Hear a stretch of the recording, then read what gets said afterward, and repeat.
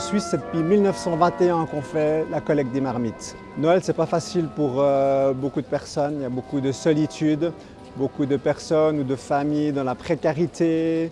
Et on va les aider durant toute l'année avec les fonds qu'on récolte durant cette période de Noël et de marmites. Mais est-ce que vous cherchez néanmoins à choquer, dans le bon sens du terme, s'entend, les gens par votre présence? Oui, il y a toujours une prise de conscience nécessaire. Je crois que, on ne peut pas dire que les gens soient égoïstes, mais les gens ne réfléchissent pas assez. Il y a quantité de besoins autour d'eux et il suffit d'ouvrir les yeux pour les voir.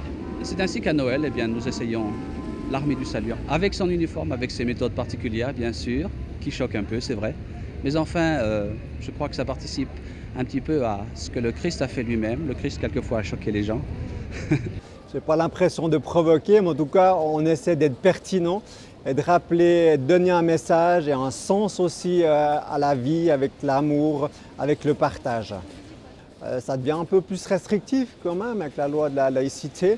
On peut moins parler librement, prêcher dans la rue, pour nous dire ce que signifie le Noël, le message de Noël. Après, je pense qu'au niveau des bénévoles, ils avaient peut-être un peu plus de monde que nous actuellement. La cible à atteindre des marmites ici à Genève, c'est une vingtaine de mille francs. Et le reste de cette somme sera partagé en les différentes institutions sociales de Genève pour le secours permanent de toute l'année.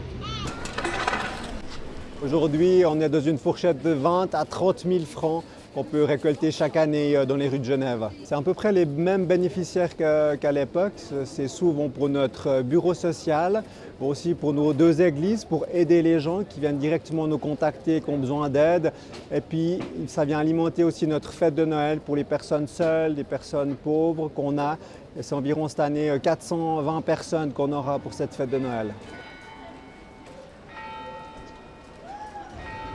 Racontez-moi tout de même une histoire ou une anecdote, parce que je pense que ça doit être l'occasion pour vous de vivre certaines aventures, cette quête dans la rue. Eh bien, je dirais qu'il y a 3 ans, par exemple, une personne a mis dans la marmite 5 ducats d'or. C'était un très joli geste, c'était très apprécié. Quelquefois, on nous apporte un chèque rempli dans la marmite. On nous a apporté aussi un carnet de la coopérative rempli de timbres. Je trouve particulièrement touchant de voir les enfants avec leurs parents. On voit souvent les parents stressés, pressés, qui tirent leurs enfants.